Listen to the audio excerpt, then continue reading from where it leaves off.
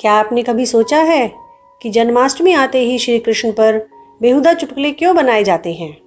क्यों हमारी संस्कृति, हमारे देवताओं और हमारे त्योहारों को मजाक का विषय बना दिया जाता है और हम खुद ही हंसकर उसे आगे बढ़ाते हैं?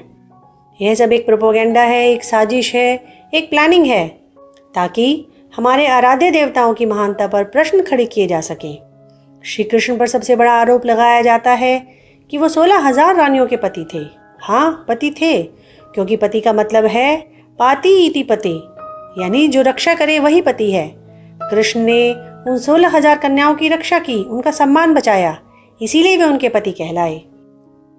कहा जाता है कि कृष्ण रास रचाते थे। हाँ बिल्कुल, लेकिन रास का मतलब है जहां आत्मा और परमात्मा का मिलन हो, जहां दृष्टा और दृश्य एक हो जाएं। अगर इस दिव्य रास में आपको कामुकता दिखाई देती है तो दोष आपकी दृष्टि का है, कृष्ण के चरित्र का नहीं। कुछ लोग कहते हैं कि कृष्ण झूठ बोलते थे, लेकिन याद कीजिए, वो नन्हा सा बालक वो अपनी माँ से खुद ही कहता है, मैया मोरी मैंने ही माखन खायो। क्या यह झूठ है? नहीं, यह उसकी निश्चल बाल लीला है। श्री कृष्ण हमारी संस्कृति में पूर्णता के प्रतीक हैं।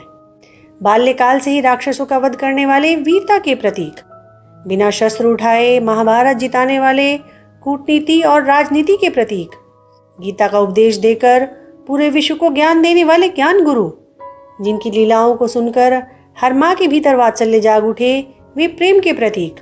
श्री कृष्ण केवल एक देवता नहीं, वो जीवन है, वो संपूर्णता है और सनातन सत्य है।